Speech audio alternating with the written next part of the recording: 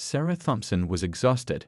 The summer tourist season had stretched her patience thin, and her small gift shop on Ocean Avenue was packed yet again. The bell above the door jingled, announcing another customer. She barely looked up from restocking the shelf of seashell keychains. The man who walked in was tall and well-dressed, wearing expensive sunglasses and carrying a leather briefcase. He smiled politely as he browsed the postcards and trinkets. His name was Dr. James Wilson, though Sarah didn't know that yet. She only saw another tourist who would likely ask the same questions she'd answered 100 times already today. "Excuse me," he said, approaching the counter. "I'm in town for a conference and have some free time tomorrow. Could you recommend any must-see attractions?" Sarah forced a tight smile. "The lighthouse tour is popular. Brochures are by the door." "I saw those, thank you. But I was hoping for something less touristy. Any hidden gems locals prefer?" On any other day, Sarah might have mentioned the small cove beach or the hiking trail with spectacular views. But today, something in her snapped. Perhaps it was the heat, or the pain in her feet, or the argument she had with her husband that morning. Whatever the reason, when the well-dressed black man asked his innocent question, Sarah's response was anything but helpful. "Look," she said, her voice rising. "I'm tired of answering the same questions all day. Why don't you just go back to Africa if you don't like our tourist spots?" The shop went silent. A woman with a young child gasped. An elderly couple near the postcard rack froze. Dr. Wilson's expression shifted almost imperceptibly, a slight tightening around his eyes, a small adjustment of his posture. For 3 heartbeats, no one moved. Then a teenager in the corner pulled out her phone and started recording. Dr. Wilson didn't raise his voice. He didn't cause a scene. He simply nodded once, placed the souvenir lighthouse he'd been holding back on the shelf with careful precision, and walked out. As the door closed behind him, the silence broke. The mother hurried her child outside. The elderly couple placed their unpurchased items on a table and left without a word. Within minutes, the shop was empty except for Sarah and the teenager, who was still filming. "What are you looking at?" Sarah snapped. The girl tucked her phone away. "Nothing," she said quietly. "Just thought people might want to see how tourists get treated in this town." Then she too was gone. Sarah's hands trembled as she straightened merchandise that didn't need straightening. Has she really said that? It wasn't like her to say such things. She wasn't racist, at least she'd never thought of herself that way. It was just the stress talking. Anyone would understand if they knew how difficult her life was lately. But as she flipped the OPN sign to see Alois an hour early, she couldn't shake the image of the man's face, the quiet dignity with which he'd absorbed her insult. Shame crept up her neck as she realized what she'd done. Little did Sarah know that Dr. James Wilson was not just any tourist, and their paths would cross again very soon, in circumstances she could never have imagined. The moment of cruelty she'd just unleashed would come back to her in ways that would change her life forever. The aftermath of Sarah's outburst hit like a wave. As she locked up her gift shop early that evening, her phone buzzed with a text from her friend who worked at the coffee shop down the street. "What happened today? Everyone's talking about it." Sarah's stomach dropped. She switched her phone to silent and drove home in a daze, gripping the steering wheel so tightly her knuckles turned white. By the time she pulled into her driveway, 3 neighbors had already texted similar messages. Inside her house, Sarah's husband Tom was waiting, his face grim. "I got a call from Bill at the Chamber of Commerce," he said quietly. "Someone posted a video of you at the shop today." "It wasn't how it looked," Sarah said, her voice cracking. "I was just stressed. I didn't mean anything by it." Tom handed her his tablet. The video already had over 2,000 views. Comments poured in beneath it, most expressing outrage. Someone had identified her shop, included the address, and was organizing a boycott. "They're calling you the Go Back to Africa lady," Tom said. "What were you thinking?" The truth was, she hadn't been thinking at all, just reacting. Now, watching herself on the small screen, Sarah barely recognized the angry woman with the twisted face and cruel words. "I need to apologize to him," she whispered. "How? You don't even know who he is." But by morning, everyone knew. Local news picked up the story, and a reporter had identified the man as Dr. James Wilson, a neurosurgeon from Boston who was giving the keynote address at the regional medical conference. Sarah felt sick when she saw his credentials: a renowned brain surgeon who had pioneered a technique for removing previously inoperable tumors, a graduate of Harvard Medical School, a man who had saved countless lives. That evening, Sarah drove to the convention center where the medical conference was being held. She sat in her car for nearly an hour, trying to work up the courage to go inside and find Dr. Wilson. What would she even say? "Sorry I told you to go back to Africa, but I was having a bad day." Finally, she gave up and drove home, tears streaming down her face. The local news van parked across from her shop didn't help matters. Neither did the TLO's DETORACSM sign someone had taped to her door overnight. That night, Sarah couldn't sleep. Her chest felt tight, and her left arm tingled strangely. She told herself it was just anxiety as she paced the living room at 3 a.m., but by 4 she couldn't ignore it anymore. "Tom," she gasped, shaking her husband awake, "something's wrong." "I need to go to the hospital." The pain had become a crushing weight on her chest. Tom helped her to the car, his face pale with worry. "Hang on," he kept saying as he ran red lights on the empty streets. "Just hang on." Sarah was barely conscious by the time they reached the emergency room. Through a fog of pain and fear, she heard urgent voices, felt herself being lifted onto a gurney, saw bright lights passing overhead as they rushed her down a hallway. "Looks like a blockage in the left anterior descending artery," someone was saying. "We need to get her into surgery now." "Call Dr. Lee," another voice responded. "He's out of town at that medical conference. We need someone else." The last thing Sarah heard before the darkness took her was a nurse saying, "Wait, I think Dr. Wilson is on call tonight. He's one of the visiting doctors from the conference." As consciousness slipped away, Sarah had one final, terrible thought. The man she had told to go back to Africa might now be the only person who could save her life. As Sarah lay unconscious in the hospital, the video of her racist outburst continued to spread across social media like wildfire. By noon the next day, it had reached over 50,000 views, with people sharing and commenting from across the country. "I can't believe people still act like this in 2025, one commenter wrote. "That poor man just wanted tourist recommendations," wrote another. Someone had created a hashtag #GoBackToAfrikaladi, and it was trending locally. News vans from 2 nearby cities had parked outside Sarah's gift shop, hoping to catch her for an interview, not knowing she was fighting for her life in the hospital. At the medical conference across town, Dr. Wilson was unaware of just how viral the video had become. He had mentioned the incident to a colleague over dinner the previous evening, more as an observation about the persistence of prejudice than as a personal complaint. "You should report her," his colleague had urged. "That kind of behavior shouldn't be tolerated." Dr. Wilson had simply shrugged. "I've dealt with worse. Besides, I'm only in town for 3 days. What good would it do?" But now, as he took a coffee break between sessions, his phone was lighting up with notifications. A nurse from his hospital in Boston had texted, "Is this you in this video? It's everywhere," with a link attached. Dr. Wilson watched the clip with a frown. Someone had filmed the entire interaction from an angle he hadn't noticed at the time. The video captured everything: his polite question, Sarah's shocking response, his dignified exit. He turned the volume down as several colleagues walked by, not wanting to draw attention to himself. Just then, his phone rang. It was the local hospital. "Dr. Wilson, this is Massey General. We have an emergency cardiac case, and our staff surgeon is out of town. We understand you're in the area for the conference. Would you be available to consult?" Dr. Wilson didn't hesitate. "Of course. What's the situation?" "Female patient, early 50s, severe myocardial infarction. She needs immediate intervention." 20 minutes later, Dr. Wilson was being briefed by the emergency room doctor as he scrubbed in for surgery. He listened carefully to the details of the case, asking specific questions about the patient's condition and history. "Her name is Sarah Thompson," the doctor said, checking her chart. "Local business owner. No prior cardiac history, but significant acute distress." Dr. Wilson's hands paused briefly under the running water. The name didn't immediately register. He hadn't known her name from their encounter in the shop.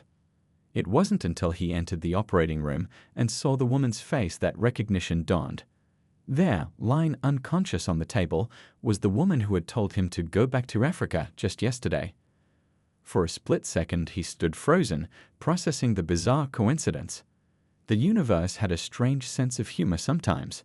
A nurse noticed his hesitation. "Dr. Wilson, is everything all right?" He snapped back to professional mode instantly. "Yes, everything's fine. Let's get started." No one in that operating room knew about their previous encounter. No one knew that less than 24 hours ago, this patient had hurled racist words at the very doctor now preparing to save her life. Dr. Wilson studied the cardiac monitors and the initial images of Sarah's heart. The blockage was severe. Without immediate intervention, she would likely die. There was no time to transfer her to another facility or wait for another specialist.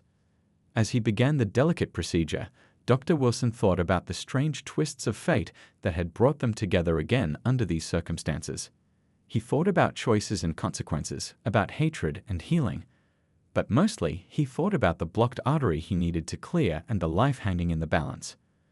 Because regardless of what had happened in that gift shop, Sarah Thompson was now his patient, and Dr. Wilson had taken an oath to heal, no exceptions, no asterisks, no matter who was on the table before him. The surgical team moved with practiced precision around Dr. Wilson.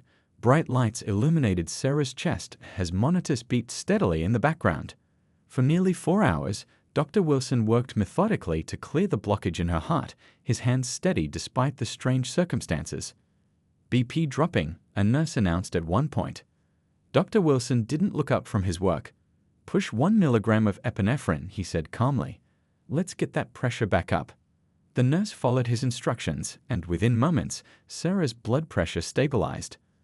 Dr. Wilson continued his meticulous work, focused entirely on saving the life of the woman who had hurled hateful words at him just a day earlier. In the waiting room, Tom sat with his head in his hands.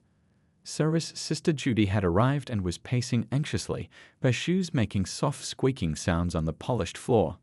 "She's going to be okay," Judy kept saying, though her voice trembled with uncertainty. "She has to be okay." Tom couldn't bring himself to respond. He hadn't told Judy about the incident at the shop or the viral video.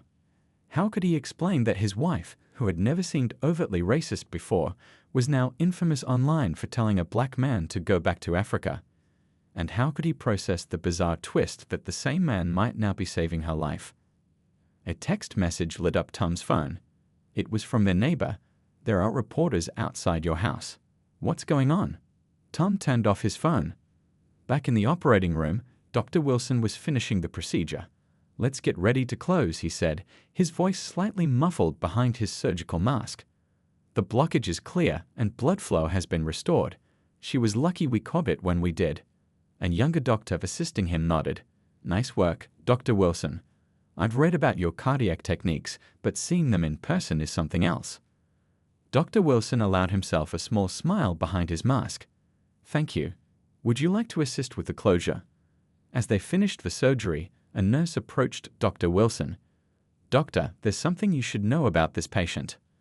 Dr. Wilson looked up. "Yes. There's a situation with social media. Apparently, she was involved in some kind of incident yesterday. It's all over the internet." Dr. Wilson's eyes remained steady. "I'm aware of the situation," he said quietly. "Let's focus on her recovery now." The nurse looked surprised but nodded and returned to their duties. When the surgery was complete, Dr. Wilson stepped out to speak with the family. Tom stood immediately, his face haggard with worry. "Mr. Thompson," Dr. Wilson extended his hand. "I'm Dr. Wilson. I performed your wife's surgery." Tom froze, recognition flashing across his face. He had seen the video. He knew exactly who Dr. Wilson was. You're him," Tom stammered, "from the shop." Dr. Wilson nodded once, maintaining his professional demeanor. "Your wife had a significant blockage in a major artery. We were able to clear it and restore blood flow. She's stable now, but she'll need close monitoring for the next 48 hours. Judy looked confused, glancing between them. "What's going on? Do you two know each other?" Tom couldn't speak. Tears welled in his eyes as the full weight of the situation hit him. The man his wife had insulted had just saved her life. "Thank you," Tom finally managed, his voice breaking. "I don't know what to say. After what happened, I'm so sorry. Dr. Wilson placed a hand briefly on Tom's shoulder. Your wife is my patient. That's all that matters right now. Can we see her? Judy asked. She's in recovery. A nurse will come get you when she's ready for visitors, probably in about an hour. She'll be groggy from the anesthesia, so keep your visit brief. As Dr. Wilson turned to leave, Tom called after him. Doctor, will you tell her? About who you are? Dr. Wilson paused, considering the question. Let's focus on her physical recovery first, he said. There will be time for everything else later. As he walked away down the corridor, Dr. Wilson felt a complex mix of emotions. He had just saved the life of someone who had shown him nothing but contempt. It was a strange feeling, not triumph or vindication, but something more nuanced. Something like grace. Sarah woke slowly, her consciousness returning in waves. First came awareness of pain in her chest, then the rhythmic beeping of machines, then the antiseptic smell of hospital disinfectant. She tried to move but felt tubes and wires restricting her. Her mouth was dry, her tongue like sandpaper. She's waking up, someone said. Tom's face appeared above her, his eyes red-rimmed from crying or lack of sleep, probably both. He took her hand gently. Hey there, he said softly. You gave us quite a scare. Sarah tried to speak, but only a croak came out. A nurse appeared with a small cup of ice chips. Sarah accepted one gratefully, letting it melt on her tongue. What happened? She finally managed. You had a heart attack, Tom explained. A bad one. They had to do emergency surgery. Memory came flooding back, the pain in her chest, the terrifying ride to the hospital, the bright lights of the emergency room. But before that, the shop, the tourist, the horrible words she'd said, the video. The internet, she whispered. Everyone saw. Tom squeezed her hand. Don't worry about that now. Just focus on getting better. A doctor Sarah didn't recognize entered the room, checking her vitals and asking basic questions to assess her alertness. He explained that the chief surgeon would be in later to discuss her procedure and recovery plan. After he left, Sarah turned to Tom. Who did the surgery? Tom hesitated, fidgeting with the edge of her blanket. Tom? It was a visiting doctor, he said carefully, here for the medical conference. Something in his voice made Sarah suspicious. Which doctor? Before Tom could answer, there was a knock at the door, and a tall man in a white coat entered. Sarah's heart monitor betrayed her with a sudden spike in beeps as she recognized him immediately. It was him, the man from the shop, the man she had told to go back to Africa. Good morning, Mrs. Thompson, Dr. Wilson said professionally. I'm Dr. James Wilson. I performed your cardiac procedure yesterday evening. How are you feeling today? Sarah couldn't speak. Her mouth opened but no words came out. The heart monitor continued its frantic beeping, drawing a concerned glance from Dr. Wilson. Try to stay calm, he advised, checking the monitor. Your heart needs rest. You. Sarah stumbled over her words. You're the man from my shop. Dr. Wilson nodded once. Yes. I'm also the cardiac specialist who happened to be on call when you needed emergency surgery. You had a 90% blockage in your left anterior descending artery, what we sometimes call the widowmaker. We were able to clear it and place a stent to keep it open. He continued explaining her condition and recovery plan in a calm, professional voice, as if their previous encounter had never happened. As if she hadn't publicly humiliated him with racist words just days before he saved her life. Tom excused himself to call Judy with an update, leaving Sarah alone with Dr. Wilson. An uncomfortable silence filled the room after he finished his medical explanation. Why? Sarah finally asked, her voice barely above a whisper. Why what, Mrs. Thompson? Why did you help me?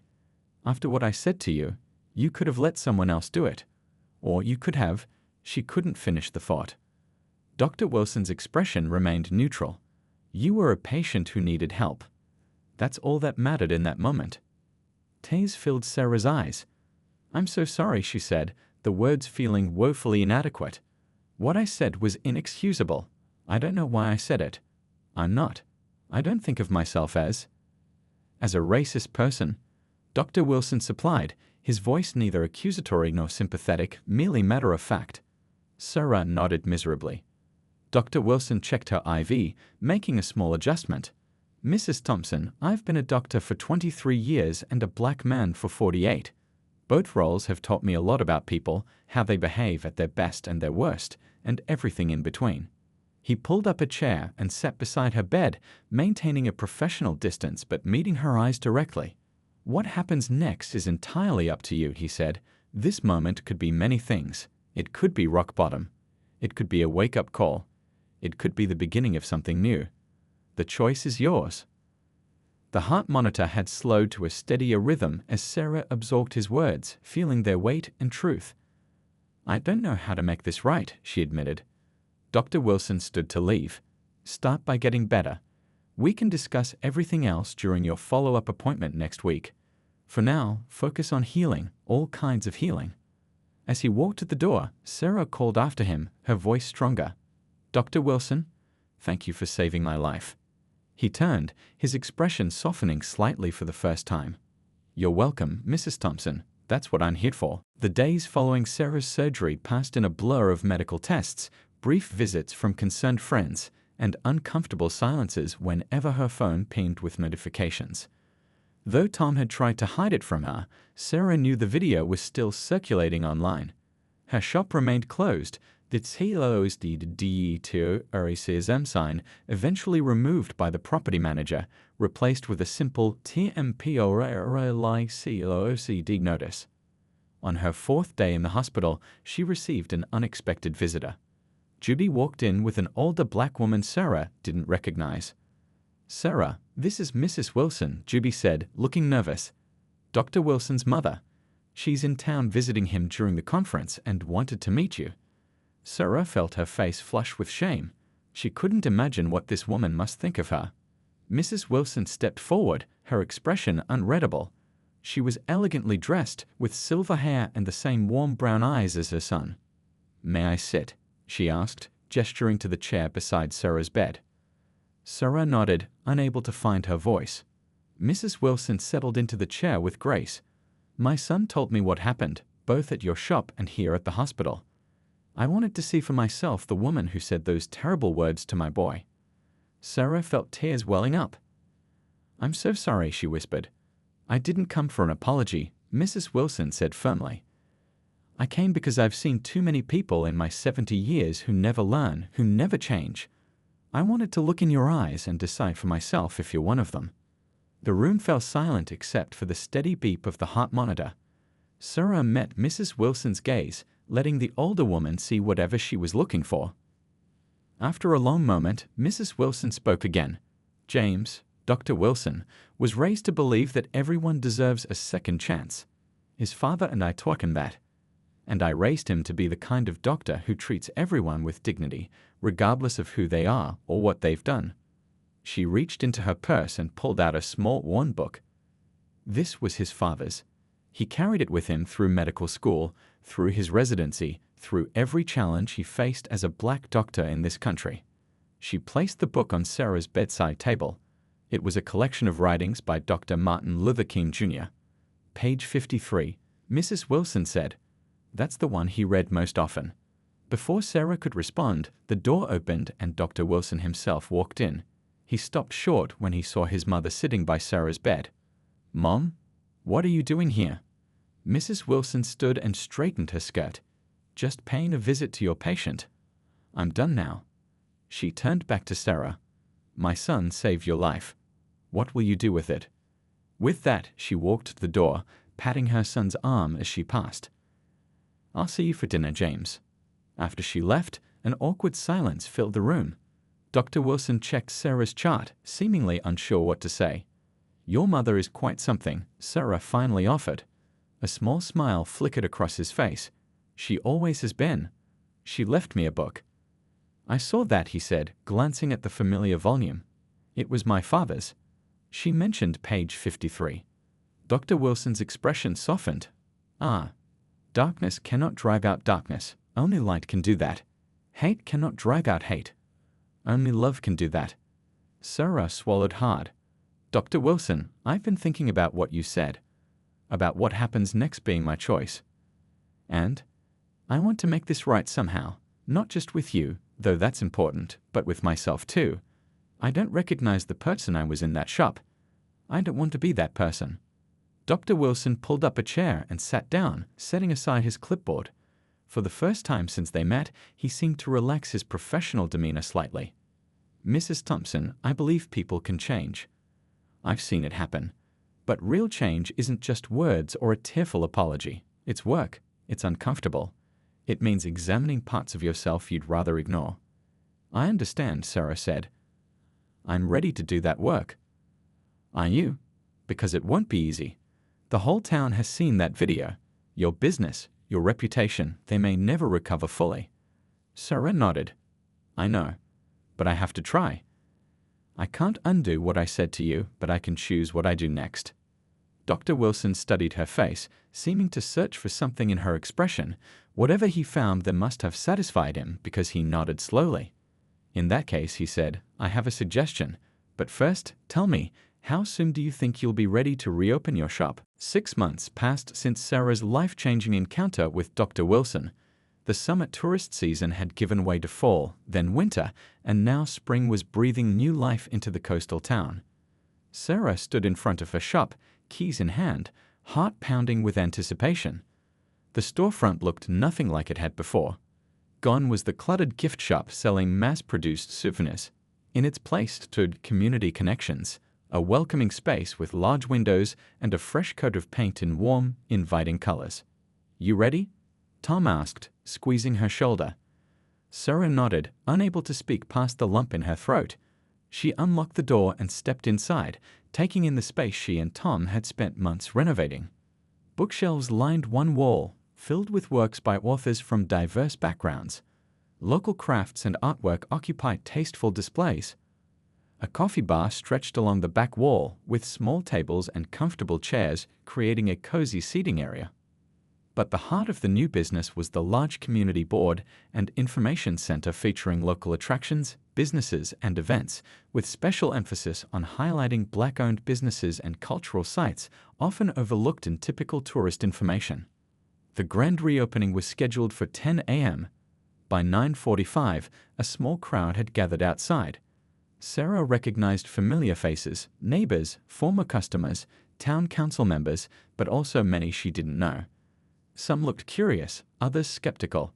A few appeared downright hostile. What if they still hate me? Sarah whispered to Tom. Then we keep trying, he replied simply. At precisely 10 a.m., Sarah opened the doors. As people filtered in, she greeted each one, including those who avoided meeting her eyes. The local newspaper photographer snapped pictures, and the town mayor made a brief appearance, clearly wanting to be associated with what the town newsletter had called a story of redemption and community healing. At 10:30, a hush fell over the crowd as Dr. Wilson walked in, accompanied by his mother and a group of students from the nearby university's Black Student Union, the organization that had helped Sarah redesign her business concept over the past months. Dr. Wilson had returned to Boston shortly after Sarah's surgery, but they had stayed in touch through video calls and emails. His suggestion that Sarah transform her shop into a space that would truly welcome everyone and actively support marginalized communities had initially terrified her. But when he connected her with community organizers and student activists eager to help, something had clicked into place. Dr. Wilson, Sarah said, stepping forward to shake his hand. Thank you for coming. I wouldn't have missed it, he replied with a warm smile that reached his eyes. Mrs. Wilson embraced Sarah. Look at what you've done, she said, gesturing around the shop. This is what second chances are for. The students, initially reserved, gradually relax as they explored the space they had helped design. One young woman, Dunny, the president of the Black Student Union, pulled Sarah aside. When you first reached out, we thought it was a joke, she admitted. Or maybe some weird attempt at public redemption without doing the actual work. But you proved us wrong. Sarah smiled, remembering the uncomfortable first meeting with the student group, how she'd stumbled over her words and nearly given up when faced with their understandable suspicion. I'm still learning, Sarah said. I still make mistakes. We all do, Danny replied. The difference is now you listen when someone points them out. As the morning progressed, Sarah found herself in a conversation with Dr. Wilson near the book display. How does it feel? He asked. Terrifying, Sarah admitted. Some people will never forgive me. Some think this is all for show. And what do you think? Sarah considered the question carefully. I think that doesn't matter as much as what I do. Every day is a choice now. Every interaction is a chance to be better than I was before. Dr. Wilson nodded. That's all any of us can do. A small commotion at the door drew their attention. A group of tourists had wandered in, looking slightly confused. Is this the visitor center? One asked, glancing around. Sarah took a deep breath and stepped forward, a genuine smile spreading across her face. Yes, welcome. How can I help you plan your visit to our town? As she answered their questions and suggested local attractions, including the weekly cultural walking tour led by Danny and her classmates, Dr. Wilson watched from across the room, a look of quiet satisfaction on his face. The journey from Go Back to Africa to Welcome, How Can I Help You? Had been long and painful. There had been tears and setbacks, uncomfortable conversations and hard truths. But standing in her transformed shop, surrounded by a community she was only now truly becoming part of, Sarah knew one thing for certain. Sometimes the most powerful form of karma isn't punishment, but the chance to become someone better than you ever thought you could be.